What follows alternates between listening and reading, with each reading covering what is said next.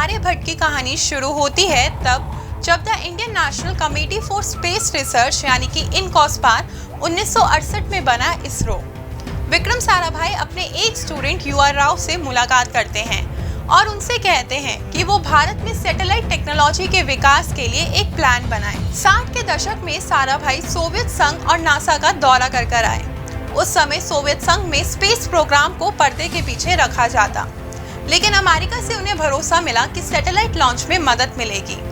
कुछ दिन बाद राव प्लान लेकर साराभाई के सामने पेश होते हैं। रिपोर्ट देखकर साराभाई कमेंट करते हैं, सब सही है सिवाय एक चीज के, तुमने ये तो लिखा ही नहीं कि इस प्रोग्राम को लीड कौन करेगा। राव जवाब देते हैं कि ये तो आपको डिसाइड करना है। साराभाई राव को इस काम के लिए चुनते हैं, लेकिन राव मना कर देते हैं। राव उस वक्त अमेरिका में बतौर लेक्चरर पढ़ा रहे थे। उन्हें लगा ये बहुत बड़ी जिम्मेदारी है, लेकिन साराभाई ने उनका पीछा नहीं छोड़ा और आखिर राव को साराभाई की बात माननी पड़ी। साल 1969 में प्रोग्राम की लीडरशिप लेने के बाद राव ने 20 इंजीनियर्स की एक टीम इकट्ठा की। उनका पहला काम सैटेलाइट का डिजाइन तैयार करना था। राव की टीम ने निर्णय लिया कि 100 किलोग्राम की सैटेलाइट बनाएंगे और उसे अमेरिकी रॉकेट स्काउट की मदद से लॉन्च किया जाएगा। नासा तब स्काउट रॉकेट को किराए में देने के लिए राजी हो गया। राव और उनकी टीम सैटेलाइट बनाने की तैयारी में लग गई। इस बीच प्रधानमंत्री इंदिरा गांधी के पास मॉस्को में भारतीय राजदूत दीपी धर से एक मैसेज पहुंचा।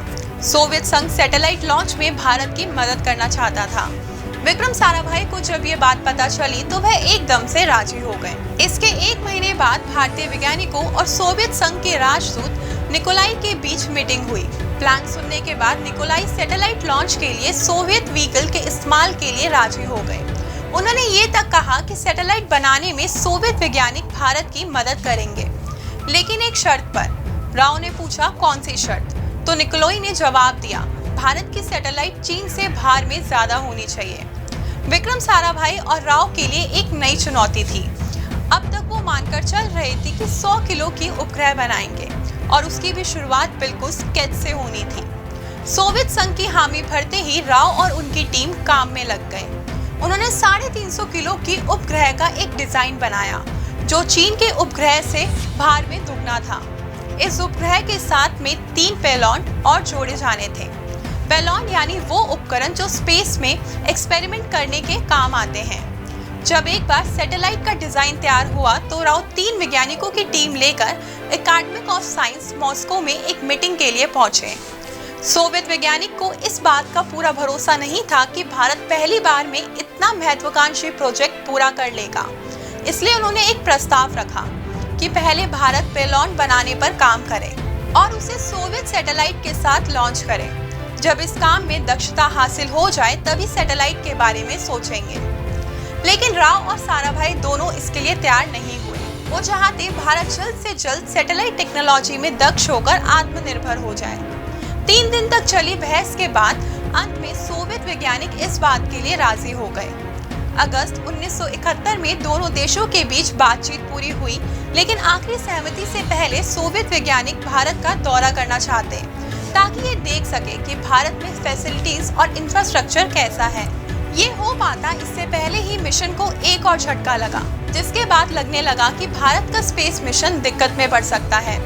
दिसंबर 1971 में विक्रम साराभाई की हार्ट अटैक से मृत्यु हो गई। साराभाई की मृत्यु के बाद MGK मेनन को इसरो का अंतरिम चीफ बनाया गया और साल 1972 में सतीश धवन ने इसरो की जिम्मेदारी संभाली। मिशन की सारी थ्योरेटिकल तैयारी के बाद सवाल उठा बजट का।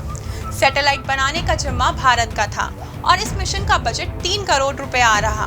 भारत तब एक गरीब देश था, लेकिन इंदिरा एटॉमिक और स्पेस मिशन में कोई भी कमी नहीं बरतना चाहती थी। इसलिए उन्होंने तत्काल सदन से 3 करोड़ का बजट स्वीकृत करवाया। इसके बाद रूस और भारत के बीच एक एग्रीमेंट साइन हुआ और 2 साल बाद यानी 1974 में लॉन्च की डेट रखी गई। रॉकेट लॉन्च, टेस्टिंग आदि का काम तब तक केरल में थुम्बा से हुआ करता, लेकिन धवन ने इसरो की जिम्मेदारी संभाली तो उन्होंने साथ में शर्त रखी कि सैटेलाइट बनाने का काम बेंगलुरु से किया जाएगा। इस बात की खबर फैली तो केरल में हंगामा मच गया। वहाँ नेताओं को लग रहा था कि सारी नौकरियां बेंगलुरु चली जाएंगी, इसलिए उन्होंने इस प्रस्ताव का भरपूर विरोध किया। अंत में जब सदन ने आश्वासन दिया कि एक बार सैटेलाइट का काम पूरा होने के बाद टीम थुम्बा लौट जाएगी, तब जाकर केरल की सरकार इसके लिए राजी हुई। लेकिन विरोध के चलते बहुत सारे उपकरण बेंगलुरु नहीं ले जाने दिए गए। अंत में सतीश धवन की मदद से विदेश से उपकरण खरीद कर लाए गए। धवन बेंगलुरु में काम शुरू करना चाहते क्योंकि वहाँ इंडस्ट्री थी। वहाँ वेल्डिंग आदि के लिए टेक्नीशियन और सामान मिलना आसान था। पिनिया इंडस्ट्रियल एरिया के 4 शेड्स को साइट के तौर पर चुना गया। एक शेड का क्षेत्रफल 5000 स्क्वायर फीट था।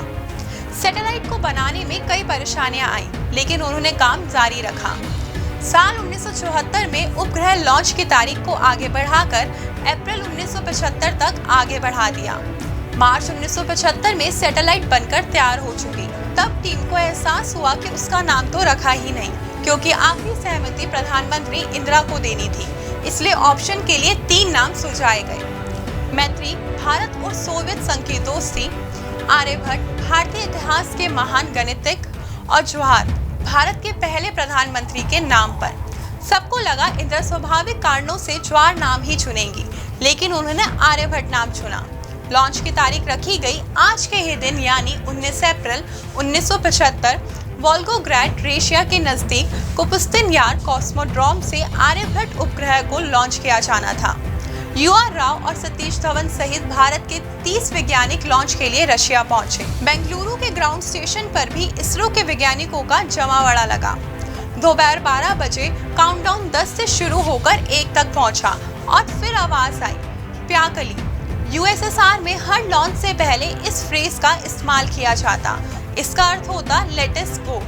लॉन्च के लिए 12 मिनट बाद रॉकेट अपनी यात्रा की लास्ट स्टेज शुरू करता है और कुछ देर में धरती से 600 किलोमीटर ऊपर कक्षा में आर्यभट्ट को स्थापित कर देता है।